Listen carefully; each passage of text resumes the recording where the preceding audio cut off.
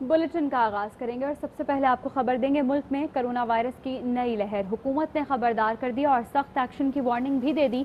असद उमर ने कहा कि अगर SOPs पर संजीदगी से अमल ना किया गया तो सख्त एक्शन लेंगे। असद उमर ने ट्वीट में बताया कि गुज़श्ता रोज कोरोना केसेस के मस्बत आने की शरह 2.37% थी, जो 50 रोज बाद बुलंद तरीन सतह पर है। पिछली बार ये सतह 23 अगस्त को देखी गई थी। ये कोरोना के फैलाव में इजाफे की वाज़ेह निशानी है। मुजफ्फराबाद में कोरोना वायरस सबसे ज्यादा है। कराची में भी कोरोना वायरस बढ़ा हुआ है। इस्लामाबाद और लाहौर में कोरोना वायरस तेजी से फैल रहा है। SOPs पर अमल किया जाए वरना बदकिस्मती से सख्त एक्शन लेना होंगे, जिससे मामूलात जिंदगी मुतासिर हो सकते हैं। और पंजाब काबीना के 2 वज़रा कोरोना वायरस में मुब्तला हो गए हैं। वज़ीर सनअत और तजारत पंजाब मियां असलम इकबाल और वज़ीर ज़राअत पंजाब सैयद हुसैन गर्देजी कोरोना में मुब्तला हो गए हैं। वज़ीर सनअत और तजारत पंजाब ने खुद को घर पर करंतना कर लिया है। वज़ीर ज़राअत पंजाब सैयद हुसैन गर्देजी का गुज़श्ता रोज़ कोरोना टेस्ट मुस्बत आ गया। तर्जुमान के मुताबिक वज़ीर ज़राअत पंजाब गुज़श्ता रोज़ दफ्तरी उमूर निभाते रहे। गुज़श्ता शाम तबीयत की नासाजी पर कोरोना टेस्ट करवाया गया, जो मुस्बत आया। Syed Hussain Jahania corona test positive आने पर आइसोलेशन में हैं। वज़ीर ज़राअत पंजाब ने तमाम अवामी सरगर्मियां मनसूख कर दी हैं। और अभी आपको अपडेट करें कि आसिफ अली जरदारी को अस्पताल से घर मुंतकिल कर दिया गया है। आसिफ अली जरदारी इतवार को तबीयत खराब होने पर अस्पताल मुंतकिल हुए थे। अरबाब चांडियों से जानेंगे। अरबाब, आगाह कीजिएगा, अब कैसी तबीयत है साबिक सदर की? जी, अब तबीयत बेहतर है। साबिक सदर आसिफ अली जरदारी की यही वजह है कि वो इतवार के रोज अचानक तबीयत खराब होने की वजह से चेयरमैन बिलावल भुट्टो जरदारी और उनकी हमशीरा ने उन्हें बिलावल हाउस से कराची के निजी अस्पताल में मुंतकिल किया था, जहां उनके जरूरी टेस्ट होने और डॉक्टरों के मशवरे के बाद अब साबिक सदर आसिफ अली जरदारी को अस्पताल से बिलावल हाउस मुंतकिल किया गया है। आज आपको पता है कि बिलावल हाउस में ये मीडिया के जरिए पता चल रहा है कि साबिक सदर आसिफ अली जरदारी के हवाले से कोई अहकामात भी आए हैं, जबकि साबिक सदर आसिफ अली जरदारी मेडिकल की बुनियाद पर जमानत पर हैं और इसके अलावा जो है वो साबिक सदर आसिफ अली जरदारी बुलाने पर मुख्तलिफ पेशियों में पेश भी होते रहे। बहुत शुक्रिया आपका अरबाब, आप आगाह कर रहे थे। और नैब ने जाली अकाउंट्स केस में आसिफ अली जरदारी के वारंट गिरफ्तारी भी जारी कर दिए हैं। वारंट 8 अरब रुपए के मशकूक ट्रांजैक्शंस केस में जारी किए गए हैं। आसिफ अली जरदारी की जमानत कबल अज गिरफ्तारी केस में नैब ने अपना जवाब इस्लामाबाद हाई कोर्ट में जमा करा दिया। जवाब में नैब ने कहा कि आसिफ अली जरदारी जमानत के मुस्तहिक नहीं है, इसलिए जाली अकाउंट्स केस में वारंट जारी किए। हुकूमत के खिलाफ अपोजिशन के पहले पावर शो में एक दिन रह गया है। PDM को जिन्ना स्टेडियम गुजरांवाला में जलसे की इजाज़त मिल गई है। 28 निकाती मुआहदे के तहत मुल्की सलामती के इदारों और खिलाफ आइन तकरीर नहीं होगी। कोरोना SOPs पर अमल दरामद कराया जाएगा। खुर्रम दस्तगीर कहते हैं हुकूमत ने कायदीन को रोका तो इनकलाब आएगा। मोहसिन रांझा का कहना है कि मरियम नवाज काफिले की सूरत में लाहौर से रवाना होंगी। नवाज शरीफ भी खिताब करेंगे।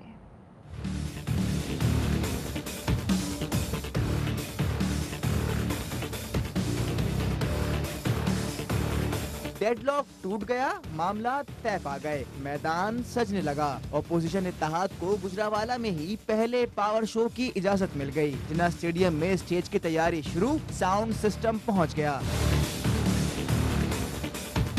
मोहसिन रांझा कहते हैं मरियम नवाज का काफिला लाहौर से चलेगा, नवाज शरीफ भी खिताब करेंगे। खुर्रम दस्तगीर ने खबरदार किया, हुकूमत ने रुकावटें डाली तो फिर इनकलाब आएगा। इन्होंने काफिलों को ना रोका, कायदीन के आगे रुकावटें ना खड़ी की तो बड़े पुरअमन तरीके से लोग आएंगे।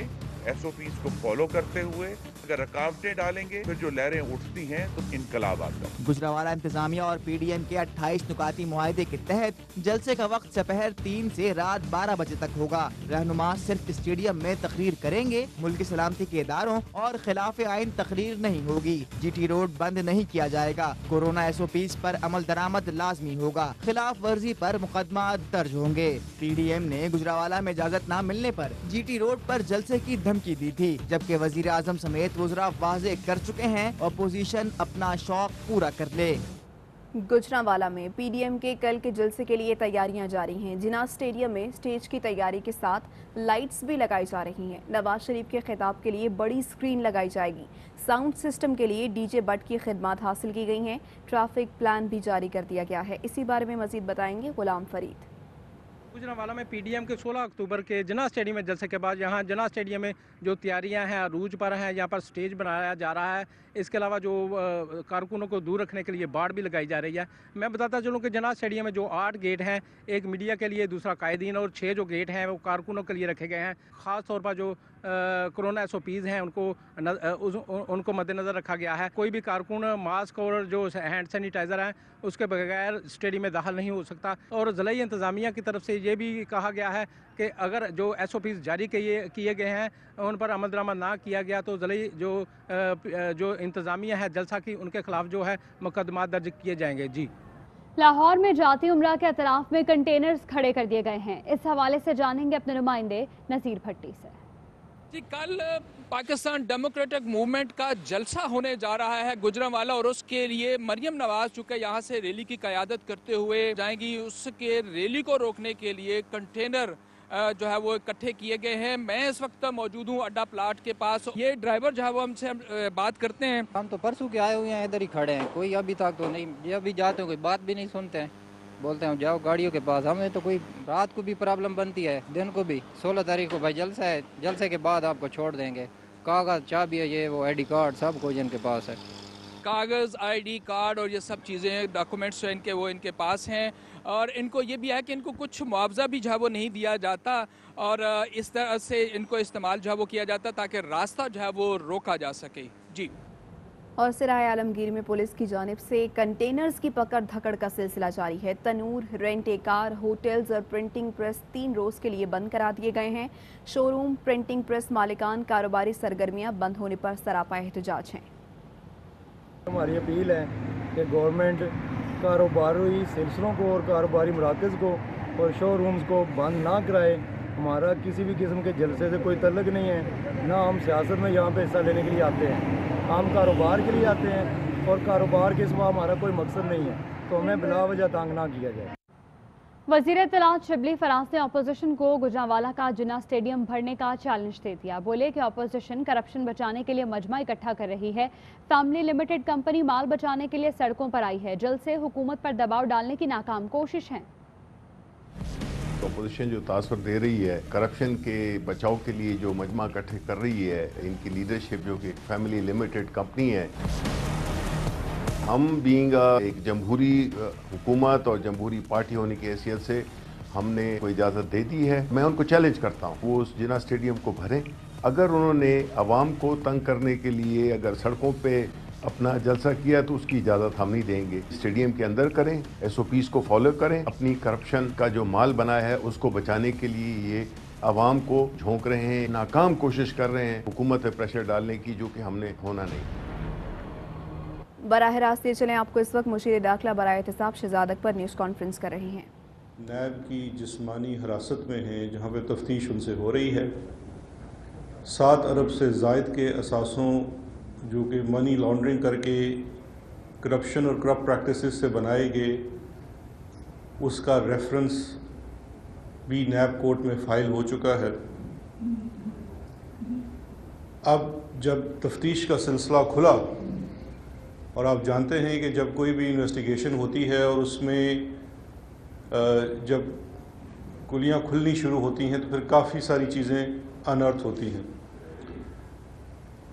अब इन जो तहकीकात से हटकर जो मज़ीद कुछ इनकी चीज़ें सामने आई हैं, आज मकसद उनसे आपसे शेयर करना था। और मैं ये बड़े आउटसेट पे ये कहना चाहता हूँ कि ये बार बार कहा जाता है, क्योंकि और कोई डिफेंस नहीं है। आज की भी जितनी चीज़ें हैं, मैं दावा करता हूँ कि इनमें से एक चीज़ के ऊपर भी शहबाज शरीफ साहब या उनके हवारी के पास कोई स्पेसिफिक जवाब नहीं होगा किसी भी चीज़ का। वो वही बात करेंगे कि ये प्रेस कॉन्फ्रेंस करके इल्ज़ाम लगाते हैं। ये इल्ज़ामात नहीं हैं, ये ठोस सबूत के साथ चीज़ें हैं जो कौम के सामने आ रही हैं, और इसलिए आ रही हैं कि आप सो कॉल्ड लीडर हैं और आज भी कौम को गुमराह करने की कोशिश करते हैं कि जैसे हर पेशी के ऊपर हमें एक चाइना के हबीब जालब नज़र आते हैं नैब की कोर्ट के अंदर कि मैं ये नहीं मानता, मैं वो नहीं मानता। इससे बड़ा मजाक क्या होगा, कितने बड़े لیفٹسٹ شاعر کی جو موکری ہے وہ اتنا بڑا منی لانڈر کر رہا ہے. تو شہباز شریف صاحب کی اور ان کے خاندان کی جو کچھ مزید چیزیں آپ کے سامنے آئی ہیں یہ میں ابھی آپ سے شیئر کرتا ہوں ڈیٹیل کے ساتھ. ان کا طریقہ واردات یہ تھا کہ کاروبار کا بیس تھا، اس کاروبار کے بیس میں اپنی کک بیکس، کمیشنز، ایکسٹورشن، کرپشن کا پیسہ وصول کرنا اور ان کو سو کالڈ کاروبار کے اکاؤنٹس میں سے گھما کے وائٹ کرنا، جسے آپ منی لانڈرنگ بھی کہتے ہیں.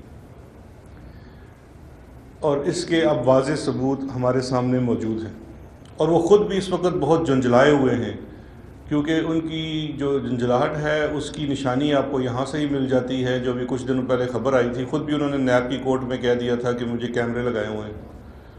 انہوں نے سنا ہے کہ کوئی ٹوائلٹ کے نل میں سے کیمرے ڈھونڈنے کی کوشش کی ہے، کبھی ان کو پنکھے میں سے کیمرے نظر آتے ہیں. ان کے ہواری بھی بوکھلائے ہوئے ہیں، وہ کبھی کہتے ہیں فلاں بیس بدل کے جاتا ہے، شہزاد صاحب بیس بدل کے نیب چلے جاتے ہیں. کرتوت آپ کے پکڑے جا رہے ہیں، بیس بدلنے کا آپ الزام میرے اوپر لگا رہے ہیں. اب یہ کچھ تفصیل ہیں، اس کا آپ کے سامنے یہ ایک چارٹ بھی شو کیا ہے. جو جب شوگر ملز کے متعلقہ چیزوں کو دیکھا جانا شروع کیا، اور ابھی تو صرف یہ 1-2 شوگر ملز کے چیزیں دیکھی گئی ہیں، تو ایک بڑی شاکنگ قسم کی چیز سامنے آئی ہے کہ 2 شوگر ملز، ایک العربیہ شوگر مل، دوسری رمضان شوگر مل، اور اس کے بھی صرف 10 سالوں پہ معید چیزوں کا جب جائزہ لیا گیا ہے تو ان 2 شوگر ملز کے کم آمدن والے ملازمین، جس میں کوئی چپڑاسی ہے، کوئی کلرک ہے، کوئی اکاؤنٹس مینیجر ہے، ان کے ناموں پہ بے نامی اکاؤنٹس، اور ان اکاؤنٹس میں 22 ارب روپے سے زائد کی منی لانڈرنگ. اب ان تمام چیزوں کے ثبوت ہمارے سامنے آ چکے ہیں. یہ میں ابھی آپ سے اس کی تفصیل شیئر کرتا ہوں. یہ 12 کم تنخواہ دار ملازمین ہیں جن کے نام پہ پرسنل اکاؤنٹس کھلوائے گئے، اور اس کے اندر تقریباً 15 ارب سے زائد کی منی لانڈرنگ کی گئی. اس کے بعد 7 ارب روپے تقریباً کچھ اور ملازمین اور بے نامی لوگوں کے نام پہ فیک کمپنیاں بنائی گئی. اور میں جب اس کی تفصیل میں آتا ہوں تو میں بتاؤں گا یہ ڈبل فیک کمپنیاں ہیں. اب تفصیل ذرا سن لیجئے. سب سے پہلے جو ایک اکاؤنٹ ہے، صرف 2 سال میں 2016 اور 17 میں ملک مقصود نامی چپڑاسی جو ہیں، اور یہ سلمان شہباز کو اس کا پرسنل ٹی بوائے تھا، اس کے اکاؤنٹ میں 3.7 ارب روپے کی منی لانڈرنگ کی گئی. اس میں 3.7 ارب روپیہ مختلف کھاتوں سے ڈلوایا گیا. اور ملک مقصود کو یہ بھی میں آپ کی اطلاع کے لیے عرض کر دوں کہ جیسے ہی یہ انویسٹیگیشنز کا آغاز ہوا تھا ٹی ٹی والے کیسوں میں، تو ملک مقصود 2018 میں ملک سے فرار ہو گیا تھا. اس وقت اس کے ریڈ نوٹسز بھی شاید نکلے ہوئے. پھر دوسرے شخص ہیں رمضان شوگر مل کے ہی ایک چپڑاسی محمد اسلم، 18-20 ہزار روپیہ تنخواہ دار، اور اس کے اکاؤنٹ میں 2014 سے لے کے 17 تک 2.3 ارب روپیہ جمع کروایا گیا. پھر رمضان شوگر مل کے ہی ایک کلرک اظہر عباس کے اکاؤنٹ میں 2011 سے لے کے 2014 تک 1.67 ارب روپیہ جمع کرایا گیا.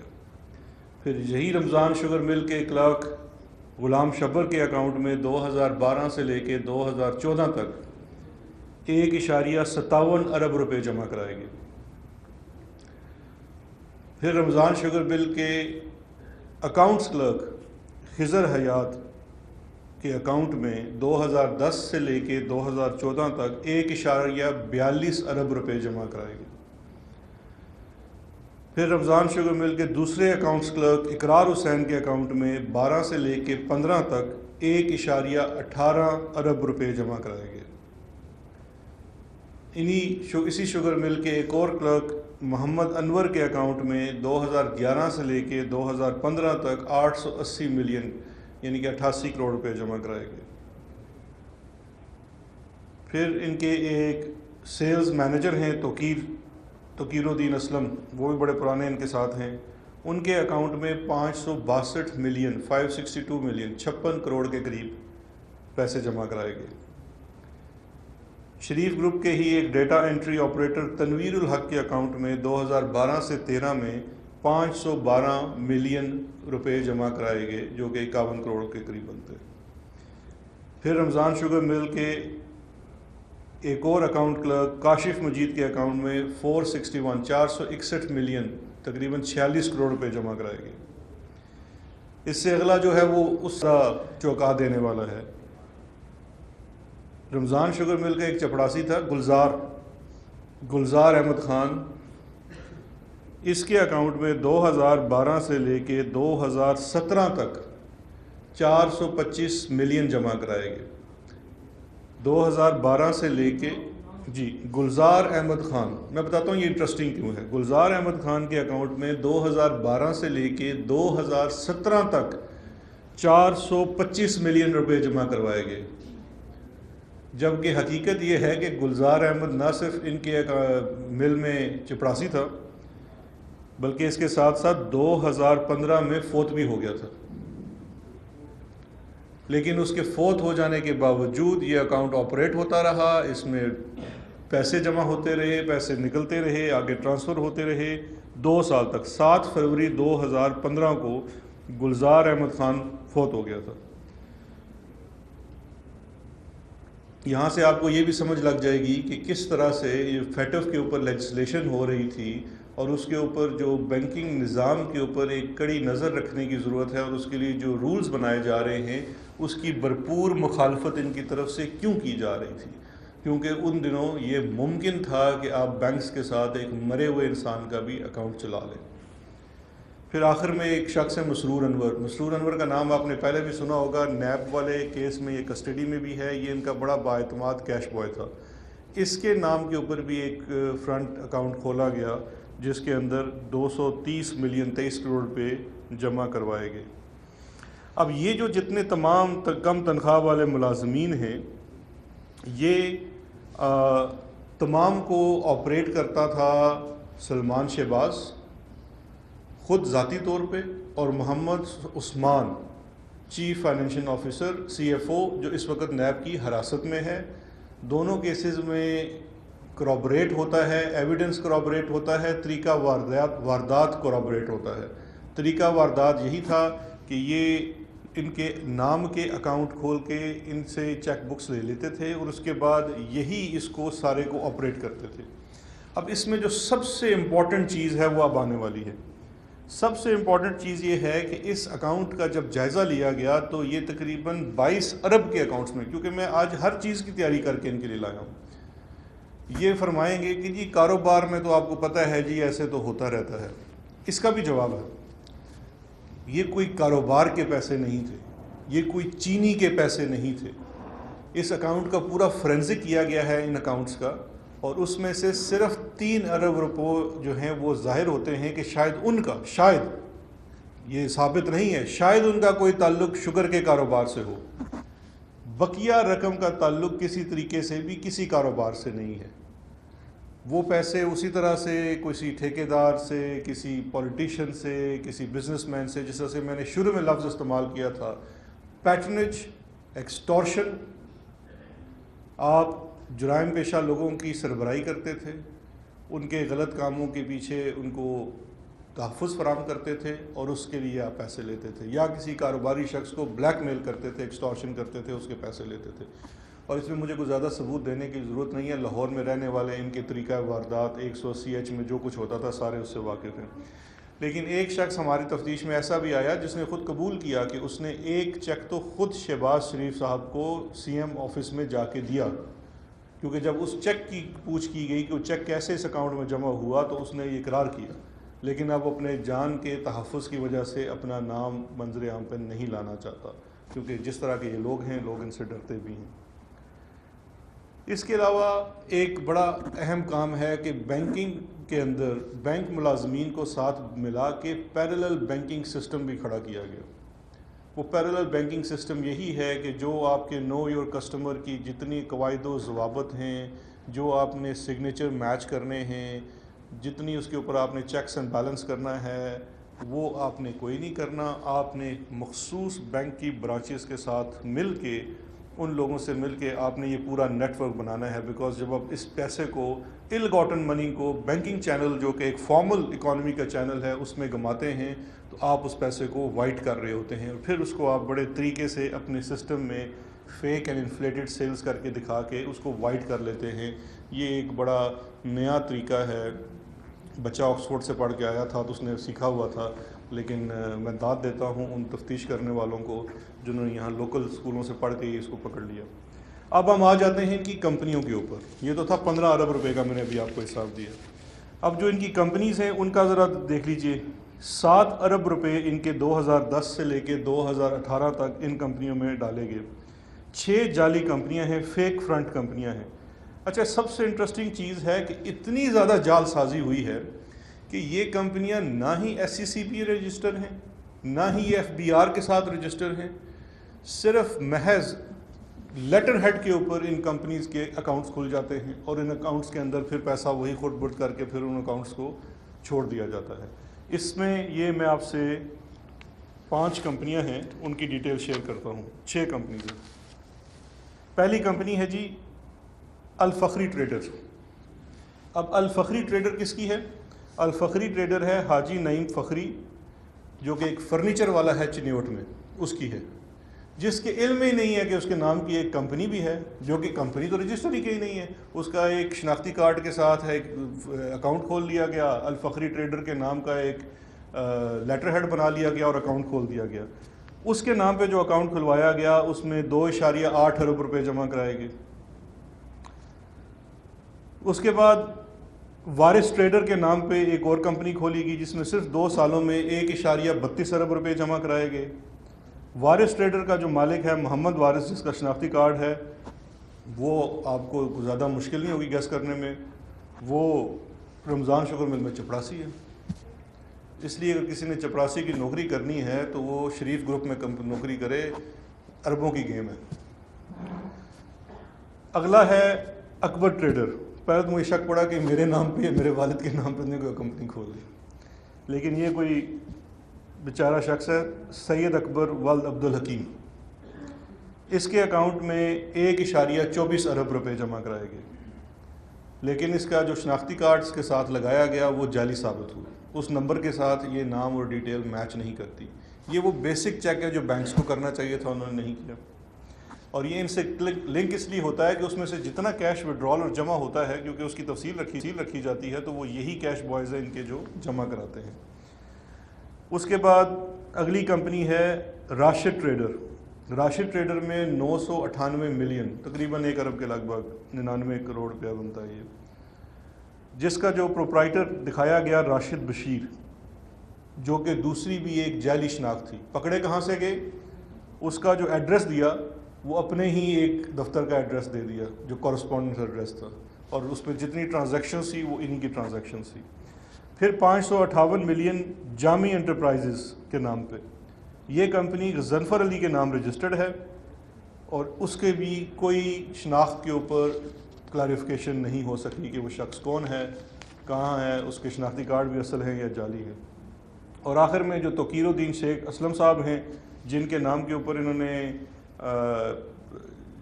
اکاؤنٹ نام سے بھی کھولا ہوا تھا, اس میں بھی ٹرانزیکشنز تھی, اور ان کے نام کے اوپر TNA ٹریڈر کے نام سے ایک کمپنی کھولی گئی, اور اس کے اندر 145 ملین کی ٹرانزیکشن ہوئی.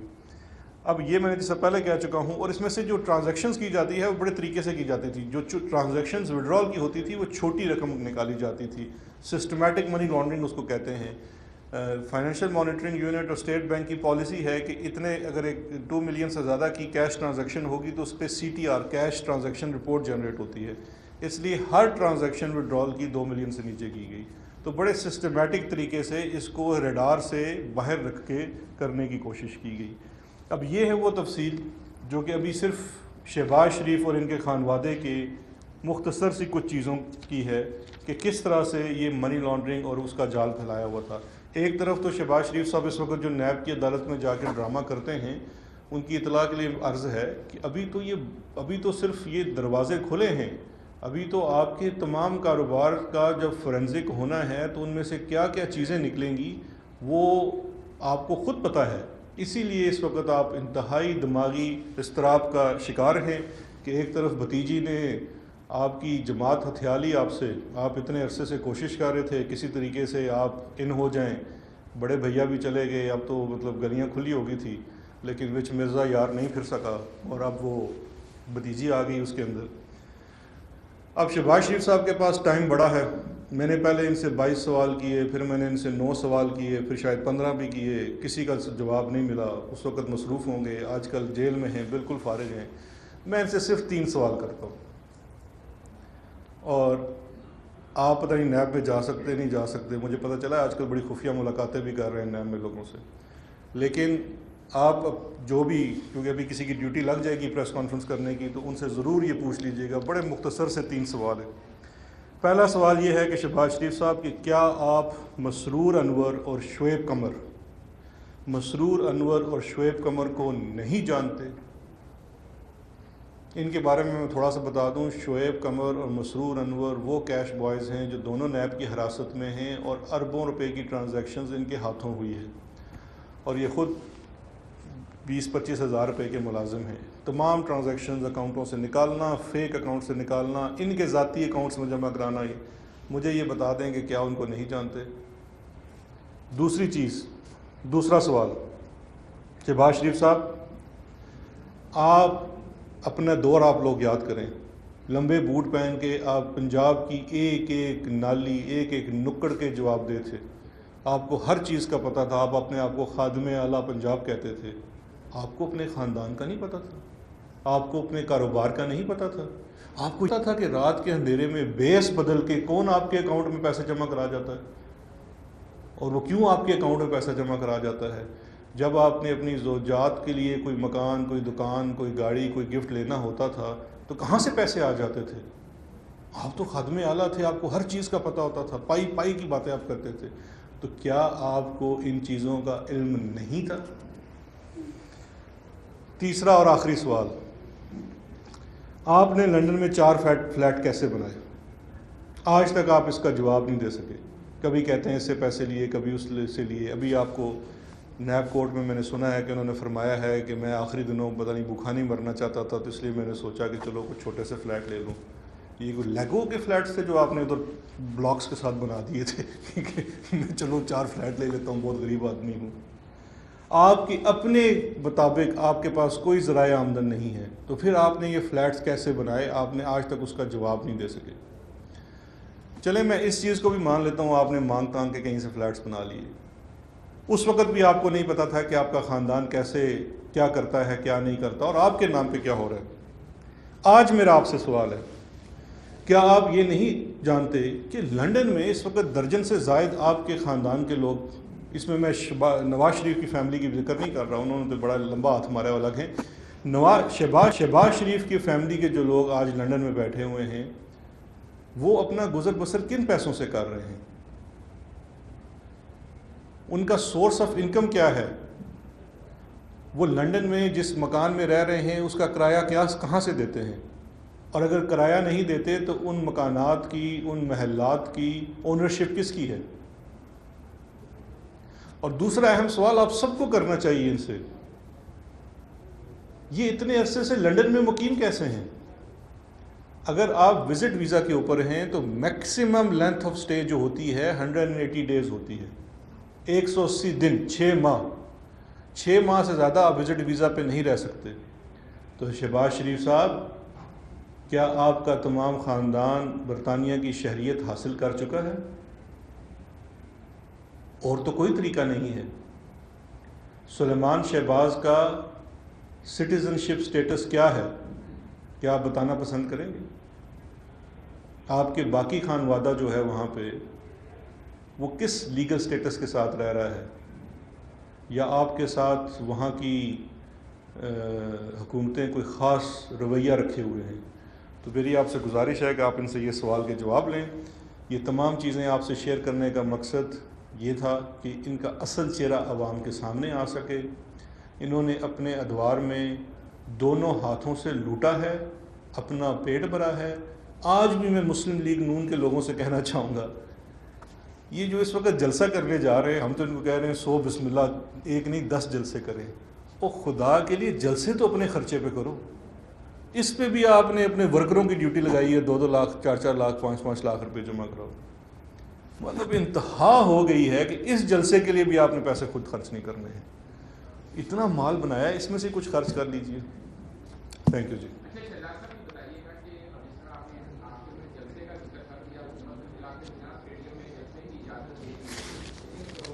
تیزی سے پھیل رہا ہے, پنجاب حکومت کے 2 وزراء اہم وزراء کورونا کا شکار ہو چکے ہیں, اسی طرح عوام میں بھی تیزی سے یہ پھیل رہا ہے. اگر گجرانوالہ میں یا جن اضلاع سے یہ لوگ آتے ہیں, حکومت کس کو ذمہ دار ٹھہرائے گی, اور کیا حکومت SOPs پر عمل درآمد یقینی بنائے گی جو کل پنجاب حکومت کی جانب سے جاری کیے گئے ہیں؟ دیکھیے جی, جو جلسے کی بات ہے مجھے ابھی پتہ چلا, ویسے رات تک تو مجھے نہیں پتا تھا کہ اطلاع ان کو اجازت مل گئی ہے, لیکن اسٹیڈیم میں جلسے کی اجازت دینے کے ساتھ ساتھ ایک چیز اور بھی پنجاب گورنمنٹ نے کل کی ہے, جو SOPs جاری کیے ہیں کسی بھی قسم کے پبلک اجتماعات کے لیے.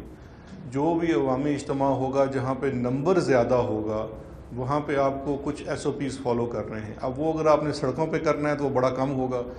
میرا تو خیال تھا کہ مناسب یہ ہوتا ہے کسی کھلی جگہ پہ کرتے, سوشل ڈسٹنس زیادہ ہوتا, آپ لاکھوں لوگ لے آئیں, کوئی مسئلہ نہیں ہے, لیکن آپ لوگوں کا خیال بھی رکھیں. لیکن ان کی خواہش تھی کہ تنگ جگہ پہ کیونکہ رش زیادہ نظر آتا ہے تو صرف. شہزادہ کانفرنس کر رہے تھے, ابھی ایک بریک لیں گے, ہمارے ساتھ رہیے گا.